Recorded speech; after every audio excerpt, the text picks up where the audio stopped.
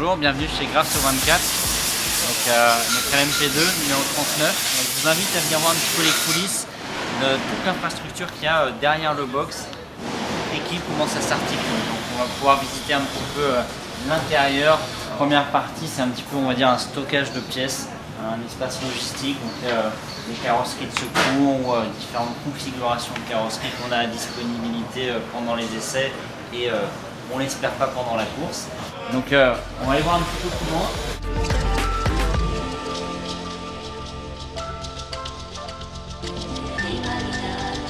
Donc là on a une structure qui est au-dessus du camion, un petit peu au-dessus du box. On a une première partie, une pièce, donc là on l'étale en lit, donc c'est ce qui va nous permettre de nous reposer. Chaque pilote qui ne roule pas va venir un petit peu se récupérer ici. Et puis après là on a véritablement notre espace, toujours un petit peu le bazar, où on a nos matériels, avec nos sacs, avec tous nos équipements, toutes les doubles combinaisons, tous les sous-vêtements. On a les radios pour nous pilotes pour suivre quand on est dans le box ou un petit peu à l'écart, on aime bien quand même garder le contact. Donc voilà. Et puis derrière il y aura la partie ostéo, parce qu'après chaque relais, on a un physio, un ostéo, un kiné qui nous rectifie un petit peu, qui nous aide à récupérer, à relâcher les tensions pour être prêt à attaquer le relais suivant. Alors là on est en fait le lundi de la semaine des 24 heures, donc c'est relativement calme, il y a moins de monde, tout le staff n'est pas encore arrivé. Donc ici ça va être toute la partie pneus, donc on a les armoires de chauffe de pneus. Bon, les pneus sont stockés directement sur des racks. Et comme ça, on sort de la cabane de chauffe, qui sont entre 80 et 90 degrés. On peut les emmener directement prêts à être posés sur la voiture. Donc, il faut sortir 30 secondes avant l'arrivée de la voiture sur un changement. Voilà. Et maintenant, on va aller voir dans le box.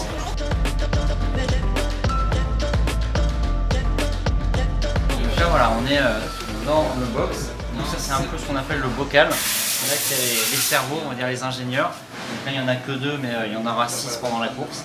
Donc il y a l'ingénieur d'exploitation, il y a l'ingénieur de performance, l'ingénieur data system qui est là, il y aura un ingénieur pneu, l'ingénieur moteur. Donc voilà, il y a tout un staff, je dirais, de réflexion qui est ici. Alors là, c'est inactif. Et d'ailleurs, tant mieux, comme ça on peut bien s'entendre, il n'y a pas de bruit de voiture. Mais sinon, il y a toute la télémétrie, c'est-à-dire toutes les informations de la voiture. Il y a plus de 500 capteurs sur une voiture qui envoient des informations aux ingénieurs pour suivre les paramètres d'évolution de tout ce qui se passe sur la voiture. Donc c'est eux qui gèrent ça. Après, donc on va rentrer plus dans la partie mécanique et de la voiture. Donc là on a la partie un petit peu atelier, les caisses à outils avec les servantes, avec tous les outils à disponibilité des mécaniciens. Ils peuvent rapidement prendre des outils pour intervenir sur la voiture. Alors pendant la course, normalement on ne va pas s'en servir, c'est le but. En revanche, toute la semaine, entre les essais, ils n'arrêtent pas, c'est jamais fini, toujours à pouvoir optimiser des petits détails. Ils travaillent énormément, il faut vraiment imaginer que c'est des heures de travail ici, mais surtout depuis des semaines et des mois, où il y a vraiment un investissement en énergie de la part des mécanos qui est juste incroyable. Donc ça, pour leur rendre gloire. Souvent, alors l'année dernière, on a eu la chance de faire un podium. On est 3 sur le podium, plus le team manager, mais on aimerait emmener tous les gars parce que nous, on fait que tourner le volant.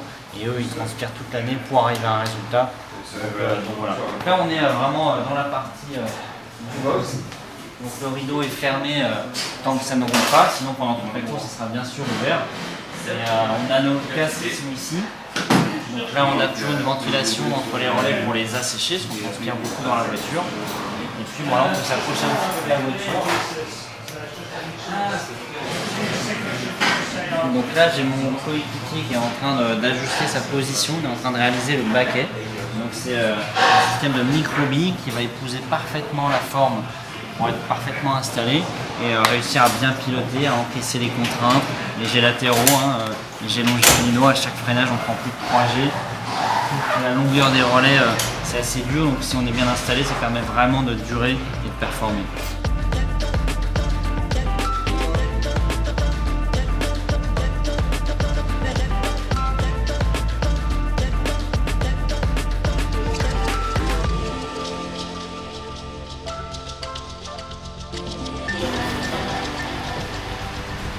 Toujours rêvé de le faire. Ravitaillement. Donc en gros, ça va dans ce sens-là. Les voitures, on va arriver dans ce sens-là. On va venir se placer très précisément dans l'espace rouge. Donc nous on a le lollipop, c'est le garçon qui va nous arrêter exactement à l'endroit précis. Il ne faut pas qu'on dépasse de 20 cm ou 10 cm en largeur et en longueur. Donc on pourra être pile au bon emplacement sur le ravitaillement essence.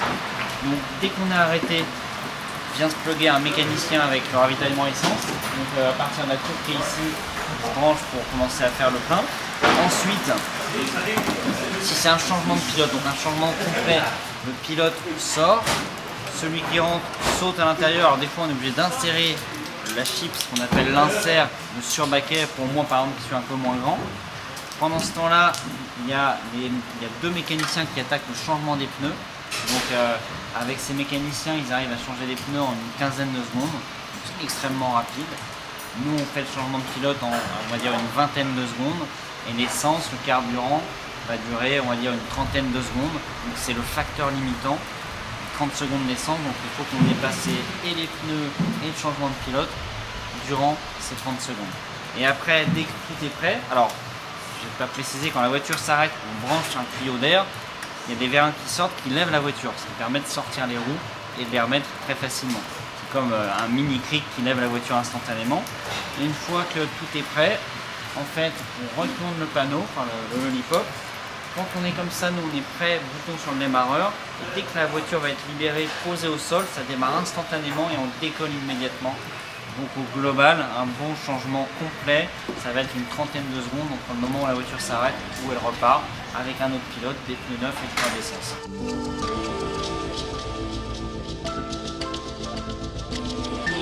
J'espère que cette petite visite vous aura plu. Et donc en tout cas, de notre part, on est content d'attaquer l'épreuve. Ça fait des mois qu'on la prépare avec toute l'équipe grâce au 24, donc tout le staff technique qui a bossé très dur pour préparer cette belle auto.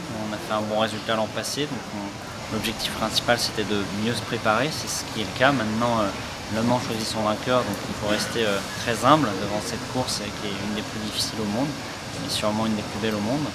Donc voilà, à nous de faire le job et on verra dimanche 15 h où on en est. J'ai la chance d'avoir de bons coéquipiers, une bonne équipe, une bonne voiture. Et surtout derrière, il y a toute la dynamique sur 24 qui est là à nous pousser, à nous motiver, à nous encourager. Donc voilà, je vous invite un petit peu à faire la même chose, à suivre la numéro 39 pour nous encourager. Et puis je vous souhaite de très très belles 24 heures.